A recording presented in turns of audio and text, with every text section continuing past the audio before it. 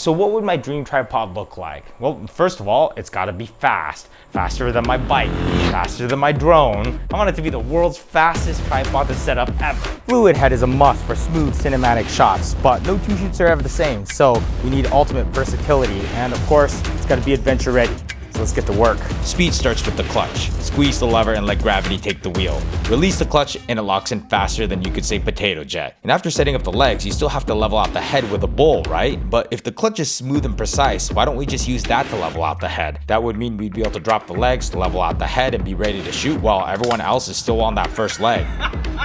It doesn't matter if you're on a hill or rocks or stairs, you could even do it while holding your baby in the other hand. But speed means nothing if it's not sturdy. I need to know that this Tribex isn't going to collapse if I go a little over the weight limit or even a lot over. The fluid head needs to have adjustable drag for pan and tilt because some days I need to be slow and smooth, some days I need to be quick and responsive, and some days I just need to lock it off. We can't really call it a pro video head without a counterbalance so the camera stays where you leave it. Stage 1 for mirrorless, 2 for compact cinema cameras, and 3 for rigged out setups. But a counterbalanced fluid head usually means big and heavy. Cameras have gotten a lot smaller over the years, so I want a size for the modern setup. I hate lugging a ton of cases through airports and hotels, so I want this to fit in a regular suitcase, definitely carbon fiber so it's lightweight, but a hook to weigh us down when we need that extra stability. Portability is key, but I still need to have a good max height for those times I need to get up and over. But I must admit, my favorite shots are down low. Lower, keep going. Okay, that's pretty good, but right now we're trying to get a shot that's eye level with an iguana.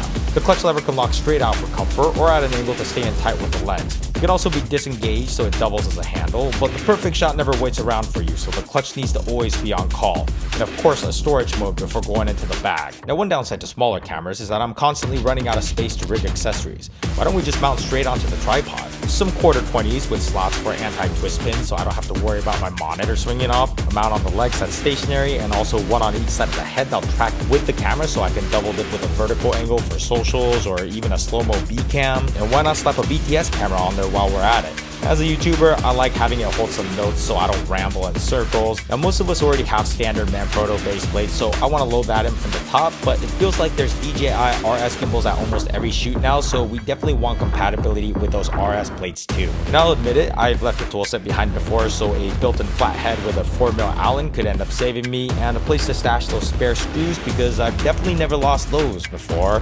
When I want to throw on a photography ball head or maybe a small slider, the head should be a standard 3/8 size, so it's more universal. I just can't stand when they come loose during hard left pans, so definitely some screws to lock the head into place would be a must. And here it is.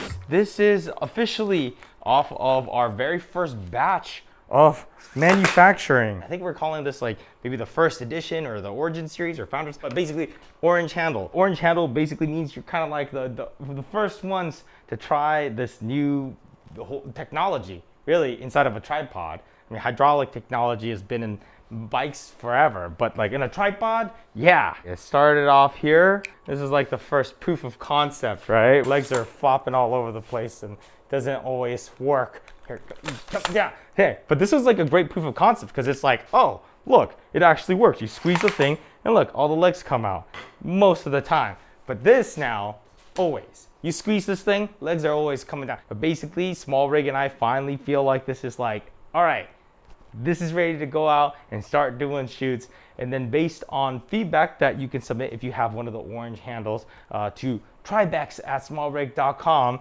let us know what you think. And then the mass production version, which will have the black handle, will start later this year. Based on your feedback, we may make some tweaks to the mass production version, but I can't tell you how excited I am to see this in people's hands and seeing people's reactions to, you know, setting up the legs for the first time. And oh, that's my light off. You know how like when you have Oscar speeches, they turn off the light when you have to get off the stage? I think that's happening right now.